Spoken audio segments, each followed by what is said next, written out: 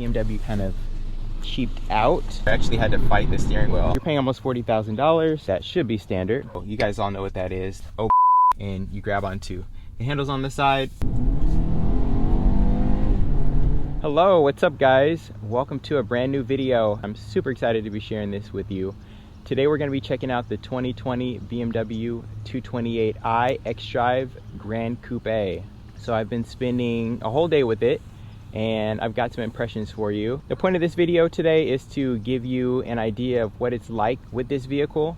You might be considering purchasing one, or maybe you are just interested to see what it's like. I'm going to walk around and point out some interesting features on the exterior, show you guys the utility space here. We'll check out the engine and also go over the interior and give you my honest impressions.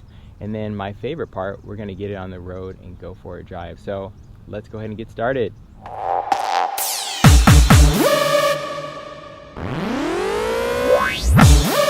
The 2 Series has actually been around since 2014, but the Gran Coupe is brand new for 2020.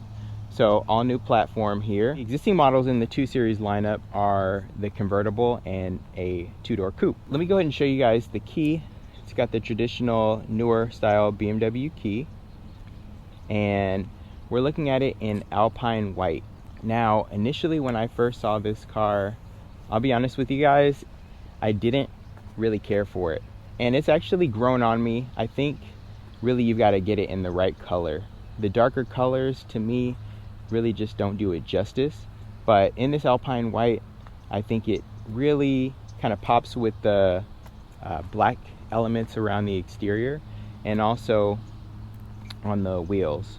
So coming around the front, you've got a BMW LED lighting system. So you've got daytime running lights and also your headlights that are LED. It says BMW LED on there, so that's pretty cool.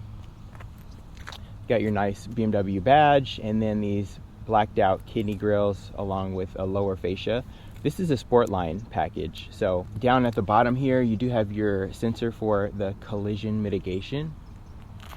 And then as we're looking at this vehicle, I want to point out too that how you see it here is pretty close to stock. Pricing starts at almost $36,000. The one we have tested here is just under $38,000. So this will give you a good idea of what you will be getting, you know, for your money at entry level. Really, where this vehicle has created a space for itself is because the 3 Series has grown over the years. Something I also really like, gives me a 5 Series vibe here, but you have these 2 lines that run along the front of the hood here, right there, and then right there.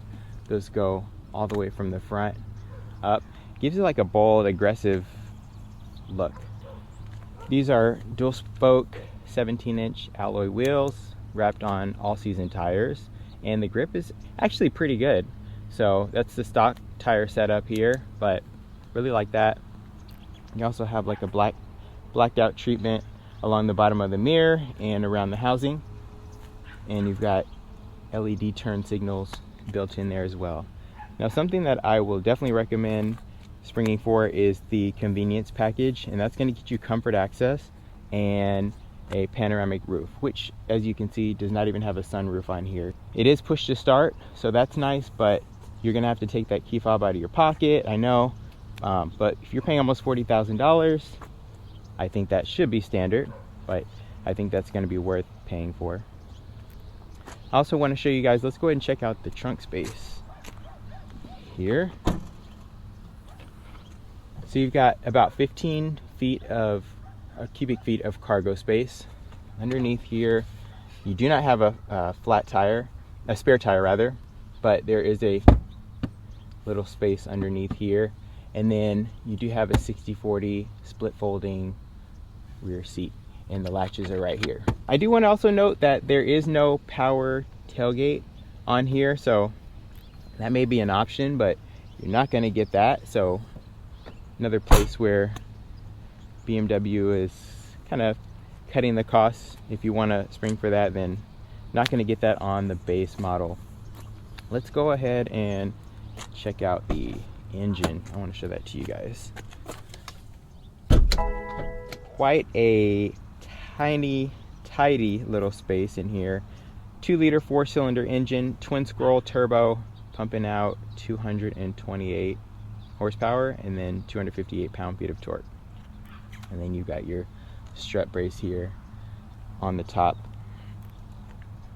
If that's not enough power for you, there is the M235i, which is going to have 301 horsepower. So it's still plenty quick. It's 8-speed automatic transmission, and which shifts lightning fast. So for most folks, this is going to be plenty peppy. But like I said, if you want to spring up for that, then you want the Gran Coupe, then you can go ahead and get the M235i. Parking sensors are all around. You've got a backup camera, which is standard. So I really like that, and it's nice and crisp too, as far as like the resolution. So let's go ahead and climb inside. Everything in here has a really nice premium feel, as you would expect from a BMW. This interior is pretty black. I would like to see more contrast along the door, and that is an option, but this one has a almost piano black with a woven textured or webbing textured material along the dash here, and then along the door. There is a nice ambient lighting. If you check out my nighttime review, you'll be able to see that. So several different color options there. I really like also there's this speaker grill cover here, which is textured. That's pretty cool. You may not notice it, but that is where the speakers are gonna be behind. And then you also have speakers in the door. This does not have the optional Harman Kardon system, but it does still sound quite fantastic. There's kind of a trapezoidal theme along with this car, with the shape of like the design element. So in the speedometer, it is round, but on the edge you've got along the sides you've got kind of like a pinched edge. Along the navigation you've got like that trapezoidal shape as well, down to your vents. Also along your side mirrors you've got that shape, and then if you even look at like your door handles, you've got that shape. I also noticed that along with like the shape of the lights up front.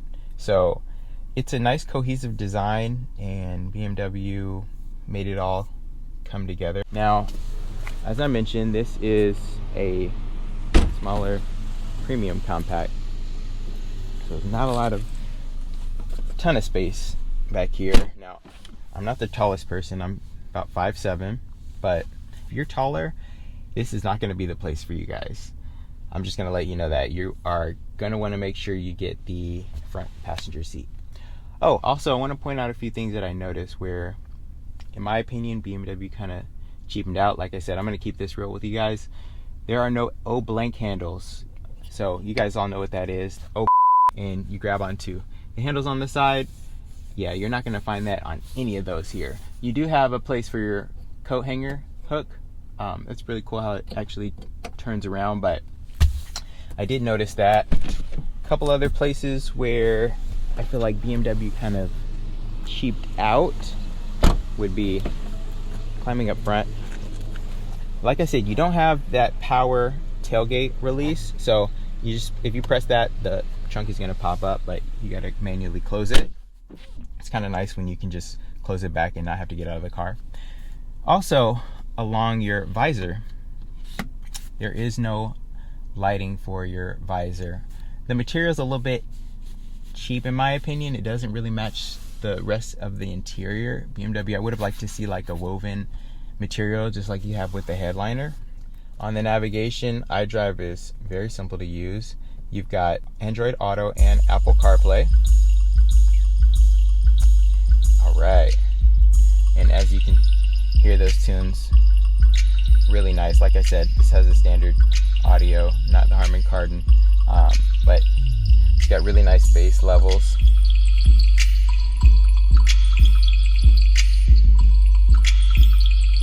Now, I mentioned that this has a smaller 2-liter 4-cylinder engine. EPA rates it at 23 city, 33 highway. I've been averaging, as you guys can see, almost 20, well, about 23 miles per gallon. Should be about 27 combined. That's been testing this out with a lead foot, so in primarily sport mode. Now, right now, I've got it in the comfort setting, which I think is a nice balance. But if you put it in either Eco Pro or leave it in comfort and drive more conservatively, I would expect to see this closer to the 30 mark, possibly even higher, and that's going to be on this entry 228i. So my favorite part of the review, let's go ahead and get this thing on the road. So first thing, put your foot on the brake and press the button. You do have automatic start stop, which I'm not really a big fan of, so I've just been going ahead and turning it off, but you do have that. I personally think it's a little bit harder on the car as far as wear and tear. Once it gets up to operating temperature, it's starting and stopping every time, but quick disable. And then you've got your iDrive control right here, automatic electronic parking brake there, and then your 3 drive modes. So you have Sport, Eco Pro, and Comfort. So I have been driving this in Sport mode on the highway. It feels a lot better as far as like the shift points, and the sharpening of the throttle is much more responsive in Sport mode. But if you're going to be in more stop and go traffic, then Comfort is definitely the best. Sport can be a little bit jerky as far as the shifting, having it in Sport, so when you are in traffic. So Comfort is going to give you that balance. Eco Pro is obviously when you want to be economical and save fuel. So the throttle is not as sharp. You got to dig into it more to get a response, but it is decent. But Comfort, I think, is, as I said, the best balance there. Seats are really comfortable. Unfortunately, heated seats are not standard. I think that should be at almost $40,000, but you're not going to have that. So now this particular vehicle does have Sensitech. That's the material on the seats. It does feel very close to leather, but it is a vegan material. If you do want to spring for leather, there's a $1,500 Dakota leather option. So, but like I said, I think this is just fine.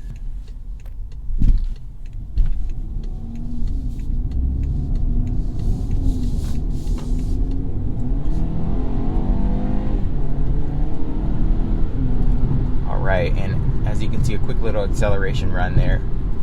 This 8-speed automatic transmission is super quick to shift.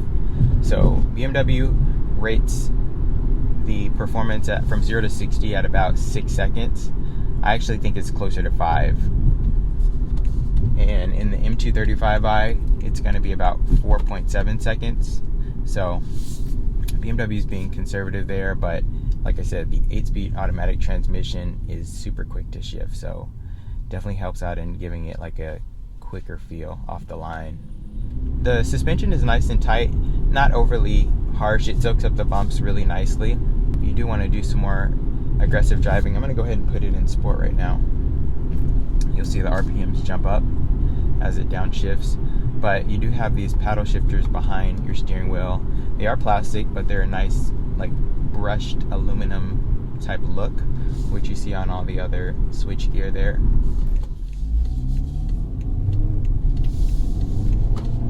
Bang through these shifts. And the paddles are super quick to respond, almost like instantaneous.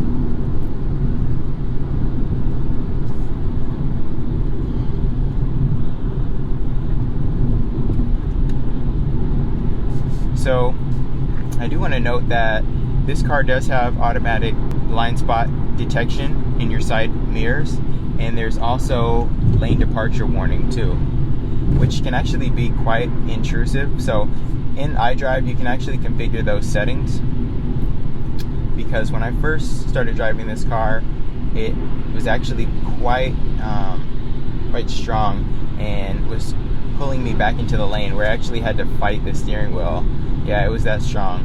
But you can adjust that setting to where it's just going to give you like a vibration, but it won't actually pull you back into the lane. And you can adjust the sensitivities too, but I just felt it was quite strong. Alright, so I should be able to get a chance to show you guys some of the cornering here. As I mentioned, I'm driving on all-season tires, so it's not the most aggressive setup, but these do still handle quite well. Dig into it a little bit.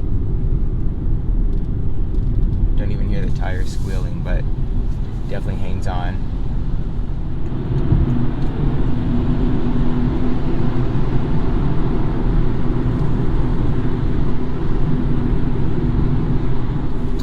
Alright, so cruising on the freeway, wind noise is not terrible, but it is somewhat apparent. It's not Lexus-like quiet. I think even the Mercedes, for example, like the C-Class, is quieter. These do have frameless windows, so that is going to contribute to the amount of wind noise that you get in the cabin. But, you know, with the stereo up, you're really not going to notice it too bad. Like, it's not something that's just like super apparent. So with iDrive, it works really intuitively. As I mentioned, there's Apple CarPlay and Android Auto, so your phone pairs really nicely. And then you do have different settings where you can actually, I'm going to show you guys something under my vehicle. Discovered this last night. It's called Technology in Action, and there is this thing called Sport Displays, which is going to give you an instant readout of your horsepower and your torque numbers. So just something to visually kind of that's appealing. Not really practical or useful, but I did notice that, and I thought that was pretty cool. Coming up to a light to enter onto the freeway, I just put it in comfort mode to show you guys how the shifting is in that mode. Not as aggressive as sport, but still a good balance.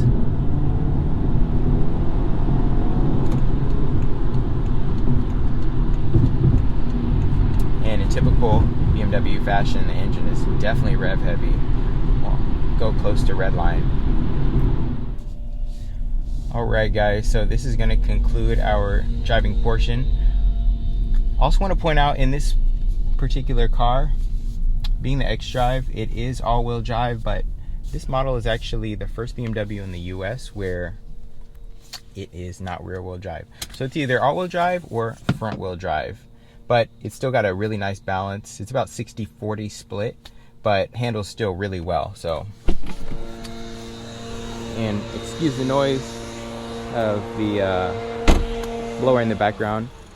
Hope you guys enjoyed this review. I want to get your feedback and let me know, what do you guys think? Is this competitive as far as the other vehicles in the segment, like the A3, the A-Class from Mercedes, or even the CLA?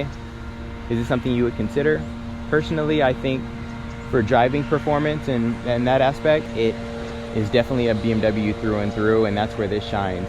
If you want more of a flashy interior but still good performance, then consider something like the Mercedes or the A3 from Audi.